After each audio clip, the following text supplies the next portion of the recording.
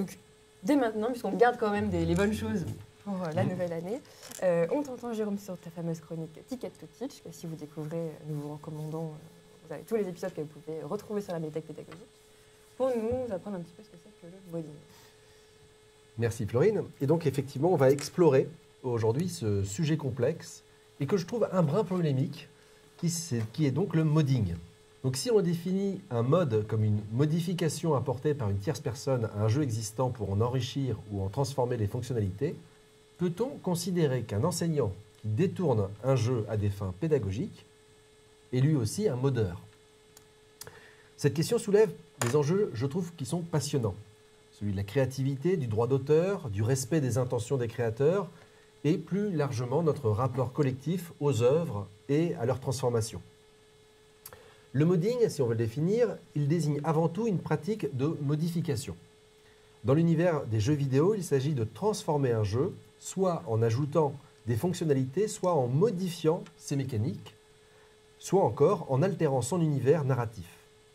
Ces transformations ne sont pas le fruit des créateurs d'origine, c'est important, mais généralement d'une communauté passionnée de joueurs et de développeurs. Ce mouvement repose sur une idée clé. Le jeu devient une plateforme évolutive, le point de départ pour l'imagination collective. Historiquement, cette pratique a émergé dans les années 1990, avec des titres comme Doom ou Quake, qui mettaient à disposition des outils pour modifier les environnements de jeu. J'ai souvenir à Falaise qu'on avait essayé de reproduire la totalité du centre-ville pour faire un Doom-like à l'intérieur et puis aller faire... Oui, c'est vrai. Et on n'a pas été très très loin parce qu'en fait, ça demande quand même pas mal d'énergie, de courage et nous ne l'avions pas. Et de temps. Et de temps. Ces premiers jeux, ces premiers pas ont donné naissance à des projets cultes, et notamment dans le domaine de l'e-sport, comme Counter-Strike, qui est un mode de Half-Life, ou Dota, qui est issu de Warcraft 3. Aujourd'hui, le modding va bien au-delà des simples ajouts ou ajustements. Il peut redéfinir un jeu, créer donc des nouveaux genres, et même servir de tremplin pour des œuvres autonomes. Mais le modding ne se limite pas au numérique. Comme le note Pavel Frelik dans un excellent article sur le modding, cette pratique repose sur une idée de base.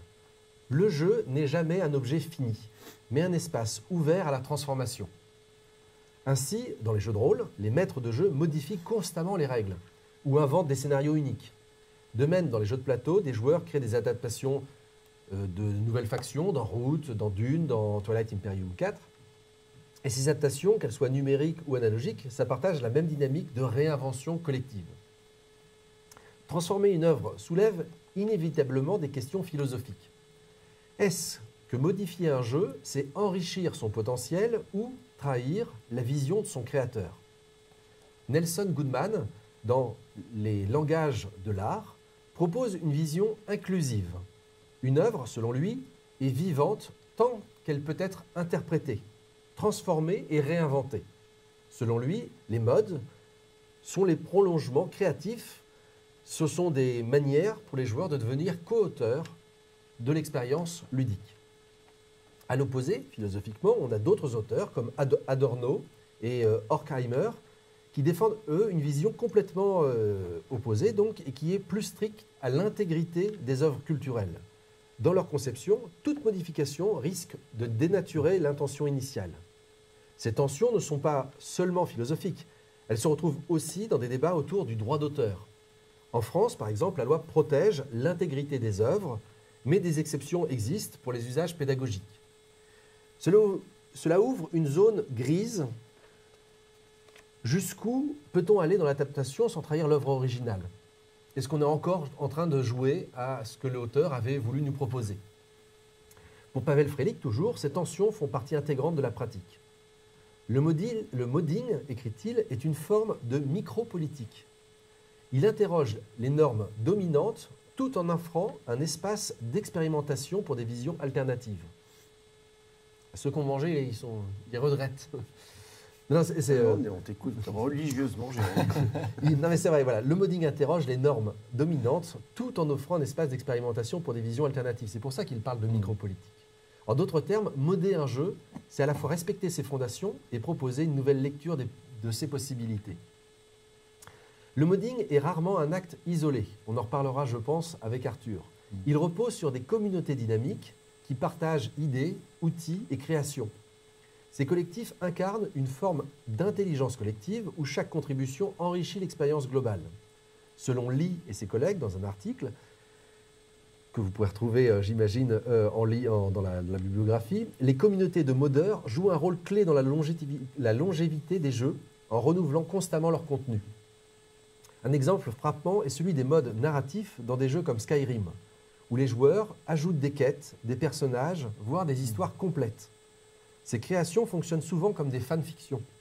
Elles prolongent l'univers du jeu tout en y injectant une sensibilité personnelle. Fanny Barnabé, dans une étude au début de sa recherche, de ses travaux de recherche, dans une étude sur le modding à Liège, souligne que cette pratique est à la fois ludique et profondément créative, car elle permet d'explorer les limites d'un médium tout en proposant des alternatives narratives. Alors, et en pédagogie, est-ce que donc détourner un jeu pour enseigner, est-ce que c'est une forme de modding? Prenons l'exemple, prenons n'importe quel exemple, mais prenons l'exemple par exemple de Terraforming Mars. Si on ajoute, je savais que je l'avais vu quelque part, si on ajoute des mécaniques pour aborder les enjeux contemporains de durabilité ou de changement climatique, ça peut transformer le jeu en un outil éducatif qui peut être percutant. De même qu'en un jeu narratif, j'y reviendrai peut-être, comme Bantam West, qui est un jeu bac à sable, on peut le modifier pour intégrer des dilemmes éthiques concernant nos enjeux contemporains et offrir ici un cadre immersif pour des débats complexes. Donc on peut modifier sans aucun souci pour aller dans notre sphère pédagogique.